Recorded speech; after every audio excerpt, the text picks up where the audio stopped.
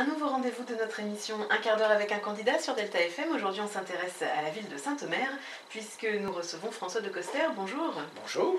Donc, vous êtes candidat tête de liste au municipal 2014 à Saint-Omer, sur une liste d'union avec Muriel Vol, que vous avez présentée. Une liste de rassemblement, du Rassemblement pour Saint-Omer, qui rassemble à la fois des gens qui sont engagés dans la vie municipale depuis plusieurs années à mes côtés, au sein du groupe d'opposition, au sein du groupe que Muriel Vol animait, et puis aussi beaucoup de colistiers qui nous rejoignent et dont ce sera finalement le premier engagement dans la vie politique municipale, des Audomarois qui sont aujourd'hui surpris par l'évolution de la ville, qui sont déçus par l'évolution de la ville ces dernières années et qui sont mobilisés au nom d'un engagement au service de la vie quotidienne des Audomarois, de l'avenir de notre ville, et qui s'engagent pour faire une équipe. Et c'est une équipe,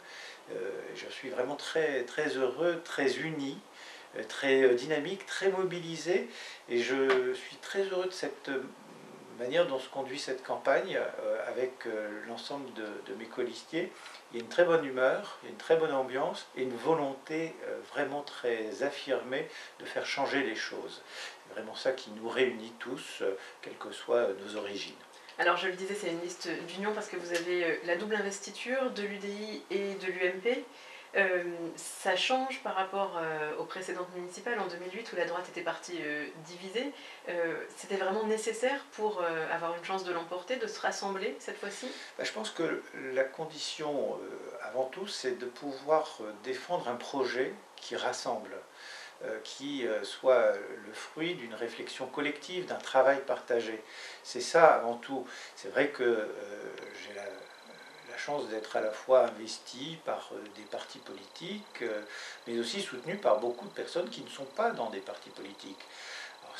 L'UDI, l'UMP ont fait le choix d'investir la liste que je conduis, mais c'est une liste qui va rassembler aussi beaucoup de gens qui n'ont pas d'engagement partisan.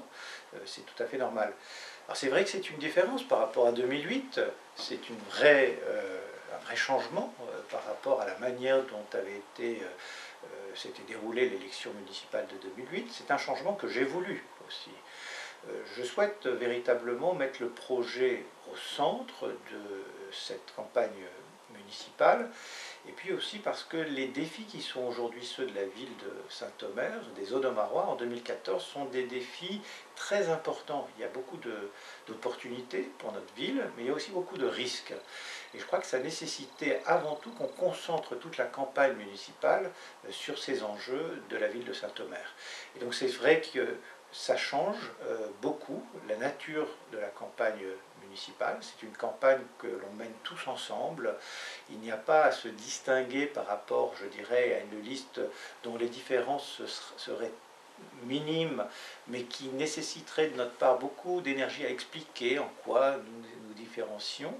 Là, effectivement, il y a un choix très clair qui va se présenter aux Audomarois, celui de poursuivre avec l'équipe municipale en place depuis 2008. Et si les Audomarois le souhaitent, ils en auront l'occasion, puisque Bruno Magnier a annoncé sa candidature depuis de très nombreux mois, où ce sera de provoquer le changement pour une nouvelle politique municipale, une nouvelle façon aussi de faire de la politique municipale, d'être davantage à l'écoute des citoyens. Et ça, c'est notre liste qui va proposer cette possibilité-là. Alors François Decoster, vous évoquez deux alternatives, la vôtre et celle de l'équipe actuelle. Un autre changement quand même par rapport à 2008, c'est qu'il y aura sans doute une liste du Front National également cette fois-ci. Est-ce que ça change la façon dont vous menez campagne? Est-ce que c'est une crainte particulière de votre part? Vous avez toujours eu des positions très claires par rapport à vos relations ou l'absence de relations avec le Front National, mais est-ce que ça a une influence sur votre campagne? Moi, je suis absolument sur une position, pour le coup, constante par rapport au Front National. Je considère effectivement que la question ne se pose même pas pour les partis républicains. Simplement que sur le Front National, dans cette élection municipale, je pense qu'il faut vraiment que les Audomarois se disent, voilà, le choix, il est entre deux listes, deux projets municipaux, c'est on continue avec les mêmes, on change avec la liste que je conduis. Il y aura effectivement peut-être une liste Front National, aujourd'hui on n'en est pas absolument certain d'ailleurs, mais cette liste, elle ne sera dans aucun cas en capacité de gouverner la ville de Saint-Omer. Donc si vous voulez, la question, si l'on la pose vraiment entre on continue ou on change, le Front National est dans un décalage par rapport à l'enjeu municipal. Sauf que cette liste du Front National pourrait attirer des électeurs qui, au lieu de voter pour vous, ben, tout simplement partiraient sur ce choix-là. Absolument, mais dans ce cas-là, je crois que voter pour le Front National, ce sera en quelque sorte empêcher le changement. Et c'est vraiment un message qui est important que les Audomarois reçoivent. Et je crois que ceux qui ont envie de changement, il ne faut pas se disperser. Je crois que si effectivement en 2014 on a une liste qui propose dans le rassemblement le changement, il faut éviter que la dispersion de voix vers le Front National empêche le changement. Finalement, ça fait plutôt le jeu de Bruno Magnier, cette troisième liste éventuelle. Je ne le dirai pas comme ça, parce que je pense que ça pourrait être un peu un raccourci, mais l'effet mécanique de la dispersion des voix qui pourraient appeler le changement, de toute évidence, ça profite à l'équipe qui est en place. Alors François Decoster, vous êtes donc candidat au municipal à Saint-Omer. On va maintenant plus aborder le fond de ce que vous proposez, parce que vous êtes très critique par rapport à l'équipe actuelle. Vous avez fait des tracts il y a déjà plusieurs semaines, voire plusieurs mois, pour dénoncer un petit peu le bilan de ce qui a été fait ces dernières années. Quelles sont, vous, vos propositions? Qu'est-ce que vous voudriez changer? Qu'est-ce qui ne vous plaît pas dans ce qui est fait actuellement? Je pense que le changement qu'on propose, c'est par rapport effectivement à une situation qui s'est détériorée ces dernières années. Je suis très frappé, malheureusement, comme tout le monde, je dirais, d'abord par la détérioration du contexte économique, du climat économique sur notre territoire. De 2008 à 2014, le taux de chômage a évolué de plus de 35% sur la ville de Saint-Omer. On voit aujourd'hui que la fermeture des commerces, les fermetures de commerces se multiplient. Je crois qu'il faut remettre absolument la politique économique au cœur même de l'action municipale. Ça veut dire que sur des décisions qui, au premier abord, n'apparaissent pas comme des décisions de politique économique, il faut se poser la question des conséquences sur le tissu économique local. Aujourd'hui, lorsque l'on décide brutalement à quelques semaines des fêtes de Noël de changer la politique de stationnement au centre-ville, il faut se poser avant tout la question de la perturbation, de l'effet sur le commerce dans une période qui est absolument essentielle pour l'équilibre économique du tissu commercial local. Là, vous parlez du stationnement au parking Buelle, en particulier au parking Buelle. Je crois que donc il faut véritablement mettre la création de richesses, la création d'emplois au cœur du projet municipal. Et le maire de Saint-Omer a une double responsabilité. Il a une responsabilité d'abord en tant que maire de Saint-Omer. Il doit faire davantage la promotion du centre-ville. Je suis toujours très surpris que cette question de la promotion de l'installation d'activités économiques soit davantage réservée à d'autres territoires de l'agglomération. Je pense qu'il faut véritablement faire en sorte que on milite et qu'on fasse la publicité du centre-ville pour accueillir aussi des activités commerciales, du tertiaire. Moi, je proposerai dans mon projet aussi un espace pour accueillir les travailleurs non salariés, les travailleurs indépendants. C'est une catégorie, quand on regarde les chiffres d'évolution de l'emploi sur notre territoire, on s'aperçoit que la catégorie des travailleurs non salariés, des travailleurs indépendants, augmente beaucoup en proportion. Et je pense qu'il faut qu'on puisse, à l'instar d'autres territoires, proposer des espaces d'accueil qui permettent de proposer des salles de réunion, de l'équipement, aussi de l'animation pour finalement des travailleurs indépendants qui travaillent habituellement chez eux, mais qui ont aussi besoin d'un espace où ils rencontrent d'autres personnes qui ont fait la même démarche. Mais est-ce que ça c'est une action municipale, j'ai envie de dire, peu importe finalement que ces personnes soient accueillies sur Saint-Omer ou sur Arques ou sur Longnes? Ben, je crois que c'est important aussi que la ville de Saint-Omer soit perçue comme une ville dynamique, et dynamique d'un point de vue économique. Et c'est véritablement, je pense, dans un centre-ville qu'il faut qu'on crée ce type d'espace qu'on appelle le coworking, de co-travail, parce que ça montre bien aussi une ville qui est tournée vers la création d'emplois et de richesses. Ça participe d'un tout. Je crois que la politique municipale, c'est aussi créer une image de marque. Si on est capable d'envoyer ce message-là vers les investisseurs, vers ceux qui créent des entreprises, c'est aussi valable pour le commerce local. Je crois qu'aujourd'hui, il faut davantage militer pour qu'il y ait de nouvelles enseignes qui viennent s'installer sur le centre-ville directement, et pas laisser penser que seule la périphérie est un bon territoire d'accueil des nouveaux commerces qui viennent s'installer sur l'agglomération. Donc c'est véritablement dans cette direction-là qu'il faut qu'on essaie de militer.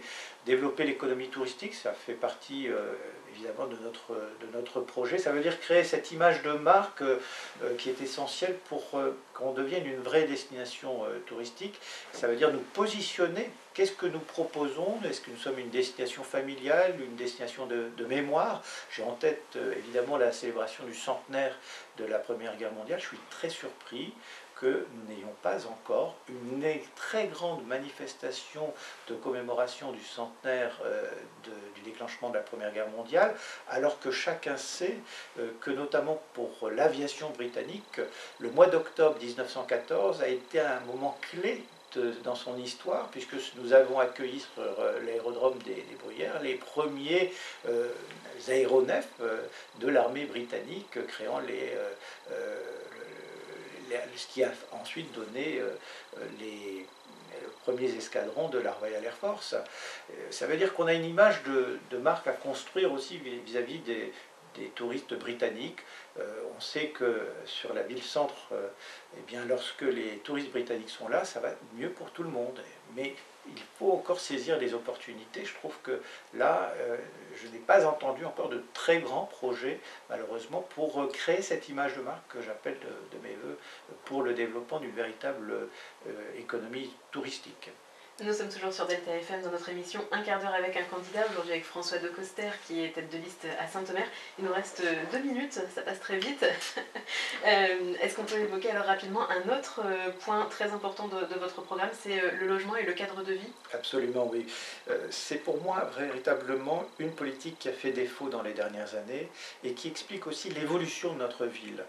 Malheureusement, il n'y a pas eu assez d'efforts sur le logement pour créer, à la fois pour créer des nouveaux logements, et aujourd'hui on a un certain type de logements qui font défaut sur la commune de Saint-Omer. Je pense en particulier aux logements qui peuvent accueillir des familles, et trop souvent les Audomarois quittent Saint-Omer pour aller vers d'autres communes qui, elles, offrent ces nouveaux logements dont ils ont besoin. Parce que des maisons, par exemple, ont été séparées en plusieurs petits logements? Parce que des maisons ont été séparées, ont été divisées, parce que nous n'avons pas construit suffisamment de nouveaux logements. Et dans une ville ancienne, ne pas construire, ça veut dire subir la dégradation du logement. Nous n'avons pas assez aussi à offrir de logements pour les seniors qui demandent des caractéristiques bien précises. Les professionnels du secteur me disent, les seniors, ce qu'ils veulent, c'est la tranquillité d'une dalle béton et l'accessibilité d'un ascenseur, par exemple. Nous n'avons pas assez de type de logement de cette nature-là, Il faut faire un véritable travail sur la politique de création de nouveaux logements. Nous devons aussi développer une politique de réhabilitation, de soutien à la réhabilitation, profitant par exemple des programmes d'économie de travaux pour bénéficier d'une meilleure isolation, par exemple, dans son logement. Ce sont les programmes du Conseil régional. Je crois qu'il faut progressivement que la municipalité aide davantage, accompagne tous les Audomarois qui veulent entreprendre des travaux de cette nature-là, en les aidant à remplir aussi les dossiers de demande de subvention, accomplir ce type de démarche. Il faut faire de la création de logements et de la réhabilitation. Et je veux absolument mettre fin à cet engrenage de la division des immeubles et des maisons de Saint-Omer qui s'est accéléré ces dernières années du fait de décisions de la municipalité sortante. Je crois que ça ne satisfait personne parce qu'on a transformé les logements individuels en logements collectifs sans garantir justement le niveau minimum de confort, c'est-à-dire que tout d'abord ceux qui viennent loger dans ces logements divisés ne sont pas satisfaits, leurs voisins ne le sont pas plus, et les Audomarois globalement sont mécontents de l'évolution de la ville avec cette division des logements de notre commune. Je crois donc qu'il y a véritablement une rupture complète à opérer en matière de politique de logement. C'est pour ça que j'insiste beaucoup dans mon programme et ce sera au cœur de la politique que je mènerai pendant les 6 prochaines années. Très bien, merci François Decoster d'avoir accepté de passer ce quart d'heure avec nous. Merci à vous.